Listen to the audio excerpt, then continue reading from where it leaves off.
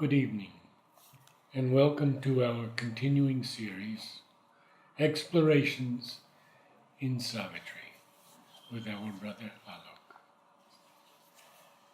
We continue with The Traveler of the Worlds, Book 2, Canto 11, Kingdoms and Godheads of the Greater Mind, page 268, beginning at the little break. Above stood ranked a subtle archangel race. So, in the very beginning, first few lines, Sri Aurobindo will show us the main difference between the beings of the higher mind and the beings of the illumined mind. So, it's a triple stair: the higher mind, the illumined mind, and the intuitive mind. So, higher mind at one place, Sri Aurobindo describes like there is a daylight, and you are in that daylight and you are seeing things. In illumined mind, that light, something of that light has entered you in your sight. So now see the difference. Now it's very interesting that when we see forms, we normally think this is this, but actually it is the senses which build form. So you have the light. Light is essential. But this light, things are reflected from whatever reality is there, and we construct a form. So, though the form making starts in the our mind, but still a conceptual form making, the crystallization of the forms is at the higher mind plane. And that is why the religions come into existence, where there are very strict rules and regulations and do's and don'ts and totems and taboos, which gets connected with something which is higher. And after still passage of time, that higher is lost completely, and this becomes the main thing. So, higher mind has a light coming from above in which it stands, and in that light it sees and creates forms. But in illumined mind it's very different. It's like when there is a light which is within, you see behind appearances, behind the surfaces of things, which is a very different story altogether. That's what we are Just a going to moment on the intuitive mind, say. Yes. if you can. So intuitive mind is where there is, Sri Aurobindo describes it very beautifully, like there may be a densest darkness, but it's like a sudden lightning which cleaves the darkness, and that entire area is illumined to your sight. So it's moves in massive spaces of time, unlike the ordinary human mind which labors within a short spans of things. So illumined mind will show you what is. Like, for example, to give an example, illumined mind, higher mind will see external symbolically, it will derive at some understanding of a person. Illumined mind will show what is in the depth of the person. Intuitive mind will show you the past and the future linking with the person, because it's like a flash. So large spaces of time are unlocked. Yet it is not yet the perfect seeing. Though intuitive mind is a great climb. If one goes to the intuitive mind, there are a lot of things which are revealed. But with the supramental, there is no scope of error, because intuitive mind is like lightning, will show you a large space. But still there are things which are hidden.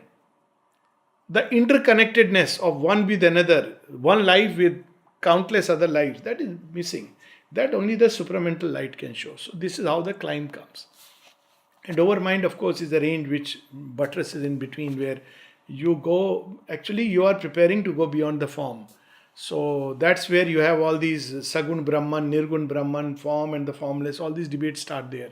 Because now you are seeing that reality either this angle or that angle, or in that in which all are reconciled. That's as far as the old yoga could go, which was embodied in Sri Ramakrishna's life. And he gave a very beautiful example that, some say God is Sagun, some say he's Nirgun. So he said it's like you take a stick. If you go in this way, it's an idol. If you go from another way, it's formless. So that should be described very beautifully. And the supramind is still beyond, where form, formless, all the seeming antagonistic parts and opposites, they are fused together in a divine harmony. In the overmind, you have aspects. Each aspect you can discover its absolute. But how they are harmonized with each other in the supermind, they are changed into their divine aspect and in supreme harmony. So now it is about the illumined mind. Above stood ranked a subtle archangel race with larger lids and looks that search the unseen. So that is the beauty of this. It's looking behind the form, even the form of religious practices. We are talking about ideologies, it's looking behind that.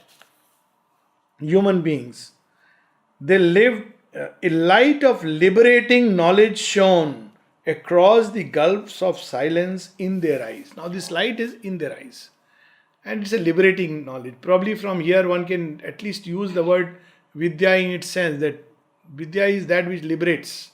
So, it is a liberating knowledge, not a restricting knowledge. Even at higher mind, there is a knowledge, higher seeing than the rational mind, but it is still a restricting knowledge. But this is a liberating knowledge. It sees behind the form and discovers the hidden truth. Across the gulfs of silence in their eyes, they lived in the mind and knew truth from within. So this is their characteristic. And this is a race. Yeah, A race. Yeah, race. In the sense, race in the highest sense. Gods, mass. race of gods. Yes, Yes. it's not just one being. So, race of gods, archangels. What is their method of knowing? Where is this light and how do they bring it out? A sight withdrawn in the concentrated heart could pierce behind the screen of time's results and the rigid cast and shape of visible things. So they have this ability to go behind forms and appearances, and thereby they can see something which is not recognized even by the higher mind. So that's the beauty of this realm. It's a big leap actually if you look at it from one point of view. All that escaped conception's narrow noose, vision decried and gripped, their seeing thoughts filled in the blanks left by the seeking sense. So Shobinda has used this word seeing thoughts literally for Krishna Prem, that he is a Pashyanti Buddhi, is seeing intelligence. So you can see what is missing. So otherwise, let's take a scripture. There are many things which are missing. Why this happened? What could have been the meaning of it, purpose of it? Now the illumined mind will show what's happening there, and it'll bring out that deeper sense. To give an example is that, let's say the Ramayana, when you read it like a story, and there are people who will describe from the higher mind point of view that Rama means this, Lakshmana means this. It goes around in WhatsApp and people take a great liking. Bharata means this, Shatrughan means this, and they are all your five senses, etc., etc. Now, this is a symbolic way of seeing it. But if you want to know how illumined mind would see, then you have the Adhyatma Ramayana, where it's a different story altogether. It's Sita's story written by Sita. It's the play of the Divine Mother staged by herself for her own. Then in an intuitive mind, you will go beyond it. You will see what really Sita is, who she is, what really is the play about. You may even see in Ramayana there is a far off hint of a coming of a future, which is cryptically there because Valmiki is a seer. So that is how the whole thing goes.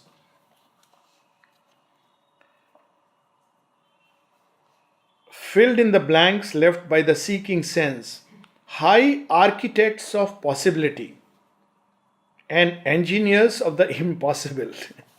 Only Shobindu can write like this. They pick up those great ideas streaming from the sun and they take it inside their eyes and then they look at what is possible and how it can be created.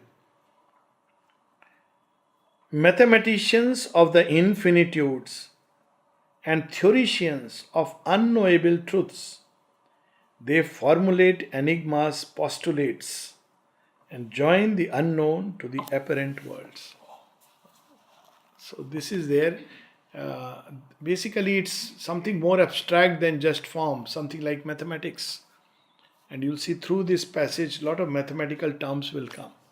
Abstract mathematics. Now, if we really look at mathematics, higher mathematics, even the ordinary mathematics is symbolic. Numbers are symbols, nothing else. And each symbol has a certain meaning. But higher mathematics enters into an abstraction. Actually, it's very difficult to understand any number, and it's very abstract. Like you divide infinity by any number, or you divide zero by any number. So it changes. Now these are very very clearly, deeply spiritual truths. You multiply any number by zero, and it becomes a zero. Yeah, something like that. No, I hope I am not wrong. Multiply by zero, it becomes zero. I think it's zero. Zero multiplied is zero. Zero. And you divide infinity by or zero by infinity, something like that, and it yields it's infinite or zero. That's how it is. It's amazing. My experience, 1 by 0 equals to infinite. Yeah, anything by 0, it becomes infinite. You divide it. When you multiply it, it becomes 0. Absolutely true. So 1 by 0 equal to infinity. That's the equation that I had read, and I was surprised. You divide any number by 0, it is infinite. So you can go into deep spiritual understanding just from this mathematics, which is abstract, but it reveals spiritual truths. So when I went to the YouTube searching Ramanujan, yes, after that there were dozens and dozens of things on mathematics. yes. And they all come up because they target you. They know what you're searching for. And Complex equations of that kind. So you have this normal mathematics and you have higher mathematics, which are very good symbols of, let's say, the higher mind, which is a symbol, and the more complex mathematics, which is more like, it tries to reach out to infinity. Acolytes, they wait upon the timeless power. So they draw from that power and then they share it or reveal it or interpret it. So they are the acolytes who are like heirs of that power. The cycle of her works investigate, passing her fence of wordless privacy. Their mind could penetrate her occult mind and draw the diagram of her secret thoughts. So it has, because of that light, it could go behind the wall and fence of nature and all the forms she has built. So they are still moving in the realm of the manifest. All these three minds. Unmanifest is supermind and beyond. What is still not there. That's why it is the transcendent. They are still moving in the realm of the manifest, but they are revealing deeper and deeper truths. They read the codes and ciphers she had sealed. Copies they made of all her guarded plans. Now this is where they start erring. So they make a copy of every plan which is hidden inside the timeless power. Because they don't have this thing about the unmanifest. It is only in the Gita you find this, that the unmanifest and the manifest so beautifully. And there are hints of it in the Vedas, but very often you have creation and you have the divine. But divine is like very nebulous, in the sense that is there something in the divine which is yet to express itself here, that you don't find, which is a paradox. Because if so much is expressed over time, there are surely more things which will express in time. This thought doesn't go. If you look at it, it's so natural thought. That's why Sri Aurobindo says the supermind is inevitable in the very logic of things. So what is the logic of things? If you look at evolution, things which have not been have come into existence. That means there are more things logically which could be hiding in the folds of God, which will express itself.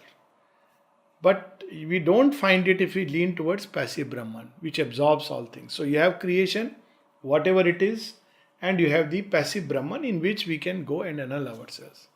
But there is this dynamic power of which Sri Aurobindo is speaking, which guards within its folds greater dawns, of which we have no idea at present. Even the illumined mind cannot show us that. It can go and try to surmise something. For every turn of her mysterious course assigned a reason and unchanging role. and there it's fixed. Divine is free. Yeah. Someone asks sometimes that, why was mother wearing this? Why did she use a lipstick? Why she wore a sari? Even of that people make a rule. See, mother was also wearing sari. Mother has worn kimono, salwar suit, she has worn full pant. There is a picture of her. She is free, she is infinite. She could wear anything. Stitched clothing. Because she is beyond all this. Yes. So, but it tries to, the human mind, even a higher mind, illumined mind, has this tendency to fix that pattern. So, and it can be so deceptive, unchanging rule. And people used to ask Mother and Shiv Bindu, why you have altered your rule. And there are some very funny stories about it. When a lady asked Bharati Di, she asked, not present Bharati Di, who died, who asked Mother that I believe you are seeing now only people who are getting married. So I have decided I'll get married so that I'll get to see you. Because people got married and went for blessings. And Champaklalji describes so beautifully that in the beginning, Mother would not take artificial flowers. She would take, but it looked like she's not fond of it. But much later, she started not only accepting but appreciating. Yes. He says if somebody suddenly disappeared from the ashram at that point and came back much later, he would find it strange that why are there artificial flowers? So this happens because the mind gets stuck, has a tendency to get stuck into interpreting. Mother smile, I have done some mistake. So Mother is not smiling at me today. And even when she has smiled actually, not Why are you punishing me? why are you punishing me? This is because this mind works like that, unchanging rule. The unseen grew visible to student eyes. Explained was the immense inconscient scheme. Audacious lines were traced upon the void. The infinite was reduced to square and cube. Here, square and cube are used as symbols of perfection. It's not just mathematics, but square and cube even mathematically are perfection, where you have all the sides which are equal. So, this square and cube, Mother explains beautifully in one of her conversations, where the tantric yogi, he just cannot understand Mother's ways of working. He says everything is fine, but because when he sees disciples are moving about so freely, but he's stuck to a traditional idea of yoga. So he cannot understand. So Amrita tries to convince him. So he gets angry. There is a flare up. So when Amrita reports this to the mother, mother says, you don't try to convince him because he will not understand. It doesn't exist within him. Then mother goes into his mind and she describes that how there is all darkness below, a formous, and she enters through that door. But in his mind, he tried to actually put the mother in his own physical mind space. That was his idea. And then she goes from there and she sees there is a cube at the apex, which to him is perfection. And he was under that impression that this is the perfection which Sri Aurobindo wants to bring down, but it cannot come down. It's not the perfection which can come down and change the scheme of things. It's a very beautiful, long discussion where she reveals about this perfect square and cube which is at the apex. Interesting that he uses student eyes. Yes. Because they're not yet there. They're not yet there, that's right. Arranging symbol and significance, tracing the curve of a transcendent power. Actually, these lines carry a touch of irony and a touch of humor in them. They framed the Kabbalah of the cosmic law. Kabbalah, we know, is a mathematical way of understanding the divine processes. There's a whole, at one time, a movement, still there exists. The Kabbalah, the Kabbalists, their, incantations, how many times you have this. For example, in India, you have 108 times you must call the divine. So why not 109th time? And this is the other way around also. Why not only once? This is the famous story of the Guru. He was meditating and someone came to have a mantra and his son was there. He said, you must be knowing something. He said, yes, I know the mantra that my Guru does. He'll take time. Can you tell me? He said, yeah, you take this mantra and recite it thrice. So when the Guru opened his eyes after some time, he said, anything happened? He said, yes, so and so had come. And I told him, this is the mantra and you need to say thrice. So I did the right thing, no? So Guru says, no. My child, you did something not quite right. What do you mean? He said, once is enough. It's a beautiful story. Once is enough. When you do with that state, once is enough. Now you see, but the mind tends to reduce everything to a fixed formula.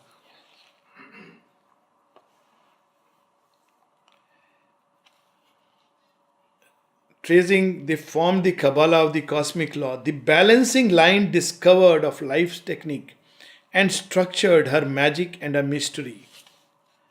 Imposing schemes of knowledge on the vast, they clamped to syllogisms of finite thought, the free logic of an infinite consciousness. Now, these syllogisms is very interesting. It is a deductive reasoning, as we know. For example, you say that all animals are four-footed. And then you say another thing, or all four-footed beings are, let's say, passionate or impulsive. So you derive all animals are impulsive, which is fair enough. This logic works well. But there are places where this logic breaks down. Those who use this deductive reasoning, they cannot understand. Because this conscious, even in deductive reasoning, it breaks down. So when this consciousness, which is free, you give a meaning to everything, that so and so is punished, or so and so is close. Common one was people who are closer to Sri Aurobindo and the mother, they are greater disciples. So this was asked to Sri Aurobindo, and people were so much misled. Yes. There was someone to whom Sri Aurobindo had authorized to get money from outside. And people trusted him because Sri Aurobindo has asked. But he was a cheat. So what they didn't know, when he asked Sri Aurobindo to give a letter, he said no. Sri Aurobindo was seeing whether it was Sri Aurobindo's way of making the disciple grow. Let's see. But he could not. And people were carried away by whatever he was speaking. I am close to Sri Aurobindo, and which anybody can speak. How dangerous these things can be. There was another example where someone said, but you gave him so much time in interview. Yes. Oh, mother used to see this person daily. Very often it is actually means that the person is not developed enough. There is a very interesting example, a letter I read in fact today, very interesting, where mother is seeing someone daily, writing letter and a lot of this thing. And this person didn't care about mother. So the disciple asked the mother, one day, mother, you are caring so much for this person, but she, she hardly cares about you. So why do you give so much love still? And mother's reply was, when she starts caring for my love, I'll stop doing this. Because he is not yet mature enough to feel my love inside, so I am doing this so that she can wake up. What an unconditional love. But if you see outside, it can be so misleading. Oh, mother is loving him so much, he must be specially close. And there are letters like that, and Sri Aurobindo clarifying Many. that you cannot make out from this physical closeness that somebody is more close. There are people who hardly come and yet are inwardly much closer to me. So, Once a year on their birthday or something, Yeah. he mentions, yes. Yes. So, it's a freedom of the infinite, free logic of an infinite consciousness. There is logic in it, but of a different kind, which we cannot fathom. Grammared the hidden rhythms of nature's dance, critiqued the plot of the drama of the worlds, made figure and number a key to all this, that is. Made figure and number a key to all that is. So everything is explained based on that. But there is a deeper truth which is missing always. So they are, just as the higher mind is limited by the form, this mind is limited by numbers. It's fascinated by that. Now comes even more, Yes. greater humor. Yes.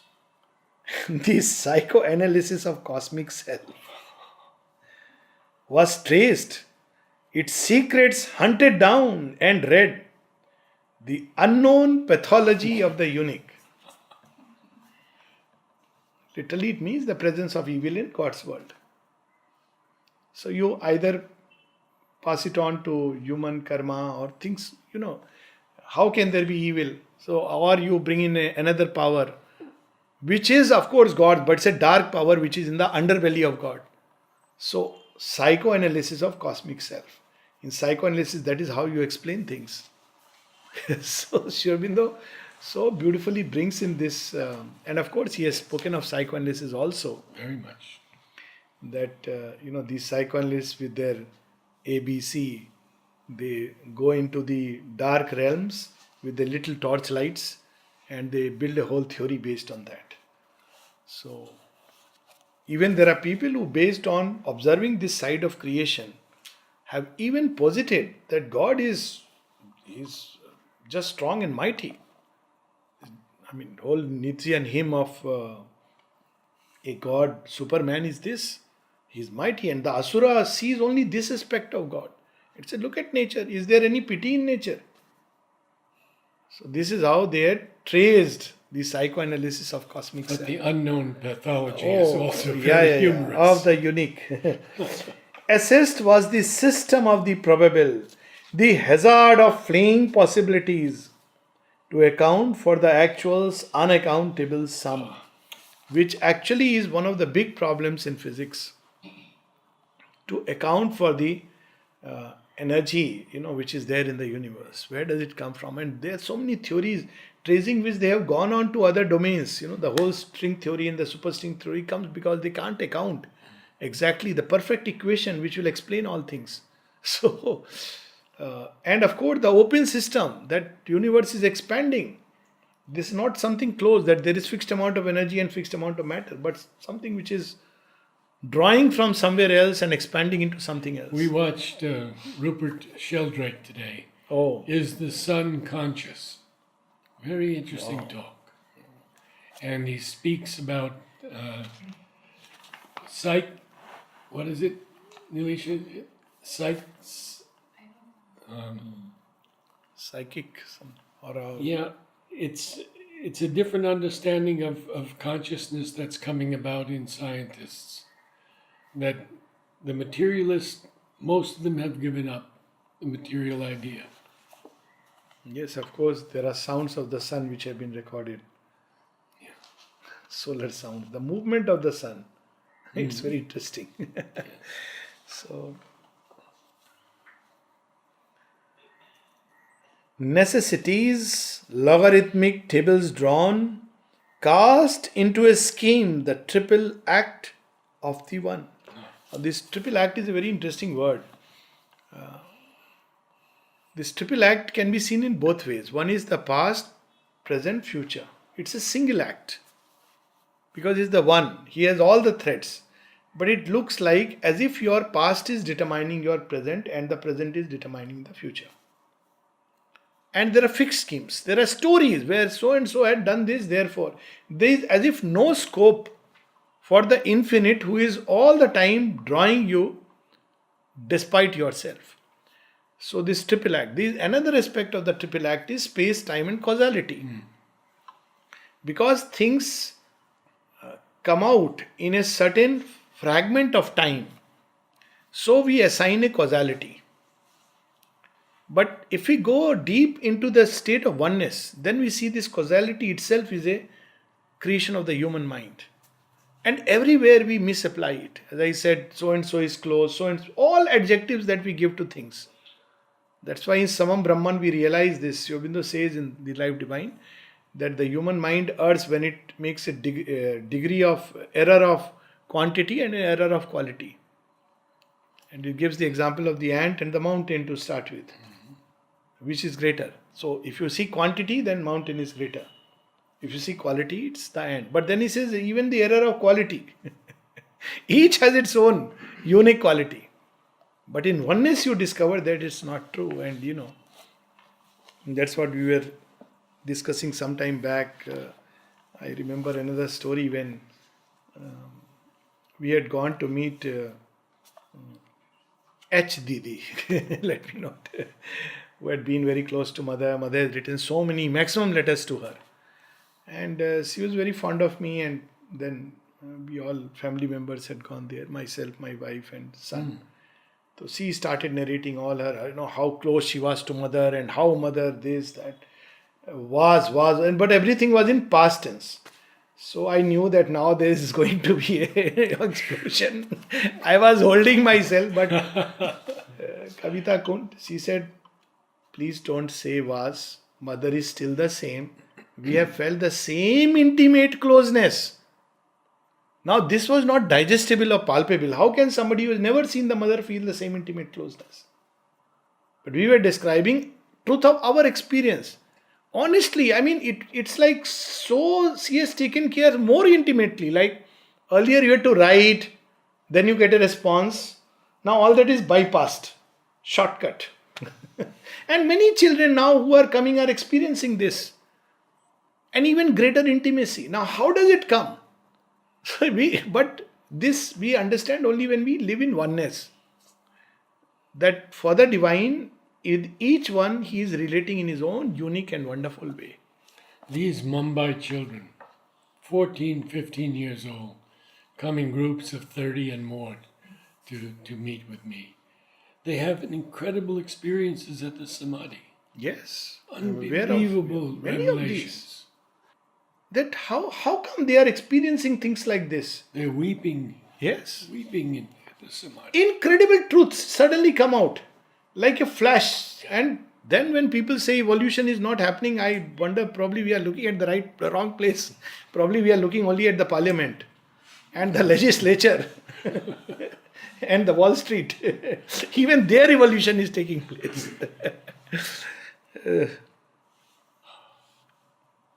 Cast into a scheme the triple act of the one. Again, this remind, mother wants us to learn this, therefore she is teaching. This learning, teaching, this doesn't exist. Mother must have thought, therefore she gave this experience. It's not about thought. As if she thinks and plans, scheme. Look at the word scheme. As if God schemes for everyone, but it doesn't happen like that. Unveiled, the abrupt, invisible multitude of forces whirling from the hands of chance seem to obey some vast imperative. Their tangled motives worked out unity. How they are working these countless forces. Something drops here, something drops there, and then it's amazing that behind all this randomness, there was a great meaning. It's amazing. A wisdom read their mind to themselves unknown. Their anarchy rammed into a formula, and from their giant randomness of force, following the habit of their million paths, distinguishing each faintest line and stroke of a concealed, unalterable design, out of the chaos of the invisible moods derived the calculus of destiny. If somebody would ask the divine, somebody wrote to Sri Aurobindo, sir, you must have thought like this. Sri Aurobindo says, and about thinking, long back gave away this habit. Yeah. He writes to Amal, thinking is no longer in my line. Yeah. So what does the mother do? She just pours love. You receive it, you grow. You don't receive it, you experience reactions. And you say, mother thought like this and she is punishing me. None of that kind. That's why repeatedly Sri Aurobindo says, open to the mother and receive. That's as simple as that. Because she only pours love. Even if you are right into the mud of human nature, she does not judge. She just keeps pouring love. It's just that we close. So when we close... Yeah, my little smile. Yeah. She writes, I only have love. That's it. That's what she does. She does not judge, condemn, all these things. These are human. But our human thought will say like that. Oh, so and so. I've done something wrong. Mother is angry. Yes. In its bright pride of universal lore, mind's knowledge overtopped the omniscient's power. Now you see, here comes the humor is growing. Savitri is full of humor. If somebody doesn't take it with a humorous way, at places, Sri Aurobindo writes, I don't see why you cannot understand humor just because you are a doctor. Because everything that Sri Aurobindo has written, one starts analyzing, taking it seriously. How can mind's knowledge overtop the omniscience? It's very clearly humor. It's Sri Aurobindo's way of saying that it is not, it cannot, but it believes. So always one should know that how much ever you may know, and it's very humbling. Instead of trying to analyze the meaning of this sentence, it's humbling that how much ever you may know, even the seer and the sage, but this will come at the end of the canto. You are still nothing before that infinity. This brings humility. And yet this race can bring so much Yes, down. it is much higher than humanity. Much higher. I mean, these are people who can become gurus and, but still, and it's very easy to get it in the head. The eternals, winging eagle puissances, surprised in their untracked empyrean, stooped from their guards to obey the beck of thought. So, this is the race of illumined beings. So, time to time, there are light points entering, and they are feeling that illumination, and they are having this revelatory thought. Each mysteried god forced to revealing form, assigned his subtle moves in nature's game, zigzagged at the gesture of a chess player will, across the checkerboard of cosmic fate. So Shiva is ascetic. That's how I learnt and grew up. So first time I questioned someone that he is ascetic, but he is married, he has 2 children. In fact, married twice, thrice. You have first married Sati, she goes away, then Parvati, then Ganges. So there are famous stories about Ganges and Parvati. I think some of the children may not know. They don't, there is a whole narration that Parvati literally says, I am going to go away if Ganges is going to be near you. It's a very symbolic story. But if you look at the story at every level, it breaks all conceptions. Because Shiva is free. You can't put a label onto him, but this mind will put a label. That's why Shiva is also full of rasha in his own way, and Sri Aurobindo reveals this in one of his poems. But Shiva and Krishna are a single god. Sri Aurobindo's poem. And then he brings Shiva and Krishna closer to us. In us to Shiva drinks the world poison. In us to Krishna seeks for love and joy. They're a single god. But here the mind works like this. In the wide sequence of necessity steps predicted every act and thought of God. So when people went and said, mother won't like this, mother would like this, then mother said, why are you are stupid enough is when you say things. But when you say mother would like and mother won't like, what do you know about what I would like and not like? And she has said when people quote the mother, saying that the mother would like this and not like it, they add one more stupidity to their own. Making it a dogma. Yeah. What mother would like and not like, who knows? The whole history of spiritual literature is full of unpredictability of the divine. Of all the things Gita is given to Arjuna, now of course he is celebrated. But what is the merit of Arjuna? In front of Yudhishthir, Bhishma and Karna and Vidur, who were all adhikaris apart from many others. But the supreme vision is revealed to Arjuna. So,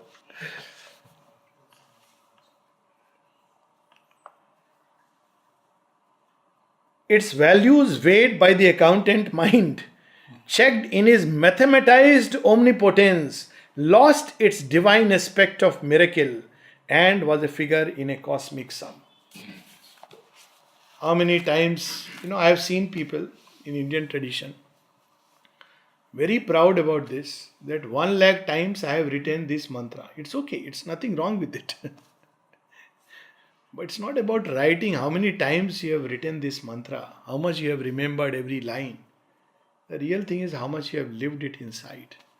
And when you do that, then whole life is a mantra. So this is a oneness towards which we have to climb. The oneness is missing here, and now come these wonderful lines. That's why I've been hurrying through, because these are some fantastic lines. The mighty mother's whims and lightning moods, arisen from her all wise, unruled delight in the freedom of her sweet and passionate breast, robbed of their wonder, were chained to a cause and aim. An idol of bronze replaced her mystic shape that captures the movements of the cosmic vast. This is what we do. And Mother, there is a whole passage in Agenda where she says, they claim that they love me, but they love an image of me. Everybody has built an image. And it is this image they are in love with. Otherwise, you'll always go beyond. And what do we understand? Even her rejections are not rejections but postponements and a grace. What can we understand of her mystery and her marvel? Basically, it all to remain humble at whatever level we may climb by her grace. In the sketch precise of an ideal face, these are very beautiful lines. In the sketch precise of an ideal face, forgotten was her eyelashes' dream print, carrying on their curve infinity's dreams, lost the alluring marvel of her eyes. The surging wave throbs of her vast sea heart, they bound to a theorem of ordered beats. Her deep designs, which from herself she had veiled, bowed, self-revealed in their confessional. She has not revealed what is there in the unmanifest. Typical example, Dilip Kumar Roy. Despite all that he did, one of his early interactions, when he asked Sri Aurobindo, what has mother seen in me? Why was she looking so deeply? She said, Sri Aurobindo says, mother looked deep into you and she found that, and then he puts in inverted commas, you are faithful. Dilip Kumar Roy can't believe it. He sees all his 100 defects. Sri Aurobindo says, you are faithful. And then Sri Aurobindo describes what is meant by being faithful and what is it that she saw. Throughout his life, it seems he could never fathom and understand why Mother and Sri Aurobindo have loved him so much. Always he doubted. And yet they loved. What they have seen, they alone know. And I should repeat this one thing when he comes to Mother. Mother sends for him. And Nalini goes to him. Yes. And he says, I don't want to see her. And very strongly Nalini says, that would be discourteous. So Dilip says, all right, I'll go see Mother. And he goes before Mother, and Mother says, why are we here? And he comes up with so many answers, supramental and that is very beautiful all answer. of these things, progress and all. At the end, Mother says one thing, to please Sri Aurobindo. End of the story. Niruddha, when Sri Aurobindo physically withdrew, so one of his things which was, he was in a fix that he was sleeping in Sri Aurobindo's room. So now, he doesn't know where will I have to go. So Mother told him, of course you can continue sleeping in Sri Aurobindo's room. Imagine, because he was on duty. Of course you can continue sleeping in Sri Aurobindo's room. What a vastness, what an infinity. And when Sri Aurobindo is about to leave, Narad starts going out of the room. And Sri Aurobindo says, where are you going? He says, to get another doctor. Sri Aurobindo says, are you out of your mind, man? Yes. Are you out of your mind? I mean, it's unimaginable. And if you read through these stories, these lives, I often tell people when they ask which book of Sri Aurobindo should I read, sometimes I tell them read the life of Sri Aurobindo. Of course, from an authentic and good source. And I suggest Rishabh Chand's one of the books, and there are others. So even A.V. Purani's book is quite nice. Life of Sri Aurobindo. And you will understand that, you can't reduce them to a fixed formula. Last couple of lines and then, or this line we'll repeat again and then we can stop. Because this is a very powerful line. In this sketch precise of an ideal face, forgotten was her eyelashes' dream print, carrying on their curve infinity's dreams, lost the alluring marvel of her eyes. The surging wave throbs of her vast sea heart, they bound to a theorem of ordered beats.